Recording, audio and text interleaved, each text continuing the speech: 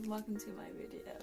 Today I'm going to be going through the most disturbing book haul. I sometimes get the urge, and I'm sure there are people like me out there, just to read something really messed up. I get the urge to read something that's going to make me feel disturbed, to get under my skin. I don't know whether it's because I'm a horror fan. I don't know whether it's because I'm a little bit desensitized to a lot of horror. So I often get this urge to find something that's gonna kind of get to me. I guess it's a bit of escapism. I've always found horror to be the best form of escapism, whether it's horror games or horror films or horror books. So I've definitely had that urge lately, and I've been watching quite a few horror films, and I got to the point where I was like, I really want to read something horrific, not necessarily of the horror genre, but something disturbing. So I decided to literally Google the most disturbing books, and I literally put into Google most disturbing books and saw what came up. I read through every article on the first page and wrote down the name of every book that was mentioned, and if a book was mentioned more than once, which several were, which is how I made this list, I would tally off each time they were mentioned. For example, I've got, basically this is what I wrote, and you can see where I've written things and tallied them, and yeah, it got into a weird kind of OCD realm and it was highlighting, and it was very fun. And I was going to make a top 10 list and buy the top 10, but 10 books is quite a big haul. Not for some people, for me it's quite big, and it'd be a lot of money. So I decided to stick to the top 5 most disturbing books. Obviously this is subjective, but for once it's not even my subjective, it's literally Google's subjective. Whatever Google threw out to me, I picked up. So I've got 5 of the most disturbing books. So I'm going to go in reverse order. And also, there were so many books on this list, so there's loads out there. These are the ones that got mentioned the most, so they've got the most tallies next to their names. These are the books that got mentioned the most. And for the sort of last couple of spots on the top 5 list, so I guess 5, 4 and 3, 5th, 4th and 3rd, there could have been several contenders. There was quite a few that had an even number of mentions, so I decided to just pick the books that interested me the most. So there will be honourable mentions, and I might try and justify why I picked certain books over others, but I'll do that at the end. So for number 5 of the most disturbing books you could ever read is Johnny Got His Gun. So I bought this used. I managed to find a used copy for quite cheap, and I'm not a war novel reader, and this is an anti-war novel. I don't usually read war novels. I'm not really into war films or anything, but when I saw this book come up, it sounded super interesting and very depressing actually, so I thought I'd try and give it a go. So this was published in 1939 by, Dalton Trumbo. So this is set in World War One, and we follow a young soldier that survives an artillery explosion. Is that what it is? Yeah, survives an artillery explosion, and wakes up in hospital to find that he's lost all his limbs, including his face. His face is not a limb, but he's lost his face, and the only thing that's left sort of working is his mind. And that's kind of all I know about the story. It's supposed to be terrifying and moving and upsetting, and this had some controversy around it, although I really struggled to get a clear picture of what the controversy around it was. And the controversy was something about, I think he got banned for a little while. Dalton Trumbo got banned for being a communist or something. So there was some controversy in America. He's an American novelist. So yeah, and one thing that's interesting actually is I think every book on this top 5 list, even though a lot of them were banned in various countries or had short-term bans or whatever, or had loads of controversy, they've all had films made of them now or at a later date. So all these really controversial, incredibly emotional, intense, disturbing books that were banned, and people were like, it's going to corrupt our children, were made into films. So Trumbo himself directed a film based on this novel, which came out in 1971. So yeah, so that's the first book on the most disturbing list. Next on the most disturbing list, I keep looking down because that's where my notes are. Number 4 is a book that I bought on my partner's Kindle. So I tried to be really good about this list. I tried to buy used books, but then I found some books were so much more expensive in physical form than they were on Kindle. So 120 Days of Sodom, which is number 4, this book, I ended up getting it on my partner's Kindle because it was 99p or $1.99 or something, or I could spend £15 on a physical copy, and I was like, I don't think so. So on my partner's Kindle, I got 120 Days of Sodom by Marquise de Sade. I will be pronouncing that wrong. I don't know if anyone knows what this is about. I had heard of the film, never seen the film. Obviously it's based on this book, but this book has quite an interesting history. So it was published, no it wasn't, it was written in 1785 but published in 1904, and its genre is erotic fiction. So you might be thinking, how is that disturbing? Well, this story is the tale of 4 wealthy men who enslaved 24 people, a lot of teenagers it sounds like, and sexually torture them while they are being told stories from old prostitutes or by old prostitutes, which just sounds so bizarre and upsetting. So naturally I gravitated towards it. Don't know what that says about me. It's a French novel written by, I don't know how to say his name, Marquise de Sade. I'm going to call him Sade. So it was a French novel written by Sade in 1978 while he was imprisoned in Bastille. He ended up being transferred because of stuff, revolution, battles, whatever, attacks. And he thought his manuscript was lost, but it was actually taken in by a mysterious stranger, and that's literally what it says online, like a mysterious figure took the novel, took the manuscript and kept it safe, and eventually it was published, you know, like hundreds of years later. Because of that, because it was still just a manuscript, it's not completed, it's still in its draft form apparently, even though it's been published now. So I think it'll be weird and interesting to read, even if it is an incomplete story or series of events, it sounds like. So yeah, so that I feel that'd be an interesting one to read. And I should have mentioned at the start of this video, which I always forget, huge trigger warning for all these books. I don't think if you are sensitive about literally anything, do not read any of these books. You might not even want to hear me talk about some of these books, so just to bear that in mind. Number 3 on the list is Naked Lunch by William S. Burroughs. This is also a used copy. It's an old library copy apparently, still got its plastic cover on. This was published in 1959 and it's science fiction and psychological. This interested me because it sounds like it's going to be really weird and trippy, and I didn't know that that sort of stuff disturbed me until I watched the film Annihilation. And the film Annihilation itself didn't really bother me. It's a horror film, it's like aliens, it's weird, it's super weird.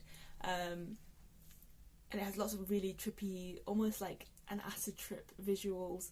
And it was weird, but it wasn't upsetting, I wasn't disturbed. I sort of sat through and I was like, cool, that's cool. And then that night, I had some of the weirdest dreams I've had in ages, some of the most bizarre, uncomfortable dreams I've had in ages. So I woke up thinking, whoa, this film that I felt fine about has definitely got to me. So maybe I have a weird tendency to feel more disturbed by weird, trippy, drug-fueled stuff. Even though Annihilation isn't about drugs, it has that kind of aesthetic to it. So this novel is written as a series of vignettes that apparently Burroughs, the author, said can be read in any order. And it follows a man with his drug addiction and his various aliases. So it just sounds really fascinating, and there's also quite a lot of controversy around this book. Burroughs said that it's heavily based on his own experience with drug addiction and his struggles with that, and it had a very big censorship battle around the book, or there was a lot of censorship issues where they removed parts or chapters or whatever because of some of the contents were thought to be too disturbing. I think there is some paedophilia in it, or some stuff around children, or violence around children. So this faced a lot of controversy and was kind of fragmented in that. But in 2001, it was re-released as a fully restored text. So even though it was published in 1959, it wasn't until 2001 that it got released in its full form, which is a copy that I have. This was also had a film made of it by David Cronenberg in 1992. Well, it was released in the UK in 1992. So if David Cronenberg made a film, we know it's going to be weird, and I kind of want to watch it. Okay, so number 2 is a book I've already read. Ugh. Okay, so I filmed this video over a week ago, and all the books had just arrived. I filmed it over a week ago, and I was going to edit it and get it out, but then I took ages editing a different video, and then I didn't like the video I recorded for it. It ended up being like 35 minutes long or something. I was like, what am I doing? And I didn't like it, so I decided to record it again. But in that time, I picked up one of the books that I thought looked interesting, so I've actually finished this book. So number 2 on the most disturbing book list is The Girl Next Door by Jack Ketchum. And it definitely earns number 2 place in my opinion. It is disturbing. It is, yeah, it's disturbing. It does what it says on the tin. So this was published in 1989. It's supposed to be like thriller, suspense, horror. That's all the genre tags it has online. What makes this book more chilling or more disturbing is that it's based on true events, or inspired by true events, might be more accurate. It's set in the 1950s, and it follows from the perspective of a young boy called David, and the escalating torture and abuse of a young girl at the hands of his neighbours, which he is kind of involved in as well. This book was based on a real case from 1965 where a young girl called Sylvia was murdered. And this was also made into a film in 2007 as well. I have not seen the film. I'm not sure if I will. Even after reading this, I'm not sure I want to see the film, to be honest. So obviously this is considered to be highly disturbing because it's details abuse and torture of young girls, of young children. Doesn't matter their gender, does it? But the kind of stuff that happens to them is very, very personal and intimate and upsetting to read. And I read online somewhere that Jack Ketchum chose to write it from the perspective of the neighbour and not from the girls being tortured because it would be too much, and it was already kind of too much from the neighbour's perspective. It is a very interesting read, thought-provoking in a psychological sense about how this could happen and how the children could come to do these things, because the abuse is carried out they're kind of under the instruction of an adult, but it's the children that do the majority of the stuff to the girls, which is awful, obviously. So it's very disturbing, and because it's based on true events, because the blurb literally tells you what the book's about, there's a sense of tension because you're waiting for stuff to happen and for stuff to get worse. It's going to end badly, it's going to get worse, and that kind of adds to the tension of the book. So yeah, this earns number 2 spot. Number 1 on the most disturbing book list that I got, which surprised me, was American Psycho by Bret Easton Ellis. I did not know. I've never read this book. I've seen the film. Everyone's seen American Psycho. It's a great film. I did not know. I knew it was based on a book, but I did not know how disturbing this book was supposed to be. This book was mentioned on nearly every article I read on Google, and I was shocked. And yeah, this is also a used copy. It's nice yellowed pages. This was published in 1991. It's supposed to be psychological horror, satire, transgressive fiction. So that sounds great. So this book was set in 1987. It follows the story of a wealthy investment banker called Patrick Bateman, and he is supposed to be a very charming, handsome, charismatic character, but he's also a psycho. He's a psychopath. He's psychopathic. And that's it. We follow him. So obviously the film came out with Christian Bale, which is extremely popular, which is so funny because this book was banned in several countries. It was called by the Washington Post at the time a contemptible piece of pornography, the literary equivalent of a snuff flick. How does that not make you want to read it more? I was like, cool, that sounds terrible, it sounds really good. He received a lot of threats for writing this. He got into quite a bit of trouble. There was so much controversy, a lot of feminist backlash because of violence against women in the book. There was people were not happy about this, and it makes me wonder because it was obviously published like 30 years ago, it makes me wonder how it would be received now, because we are more desensitized to violence. You know, there's more engagement in violent like activities in terms of gaming or like watching films or engaging with violence. So I don't know whether it would be received better. I'm so intrigued to read this and be like, find out why it's so disturbing. Yeah, it makes me excited. This was by far the most highly regarded disturbing book. I don't know how to rank it. It was the most disturbing book, basically. It was on everyone's list. It was everywhere on Google. So if you can handle it, read it, and I can't wait to read it. Those are the top 5 list. However, I do want to do some honourable mentions, but there were 2 books that were mentioned a couple of times, but not enough to make the top 5 or even the top 10, but books that I really, really wanted and I've been wanting for ages, that have been on my wish list for ages, that have been on my TBR for ages, so I caved and I bought them. The first book is Lolita. I also got that on Kindle because it was cheaper to get on Kindle than it was to buy a physical copy, which is kind of sad. I feel bad that I sold my soul to Amazon a little bit. But yeah, so I got Lolita. Most people know what Lolita is about. It's about a man who falls in love with his stepdaughter, who's 12 or something. It's written by Vladimir Nabokov. Is that how you say his name? Vladimir Nabokov. Yeah, published in 1955.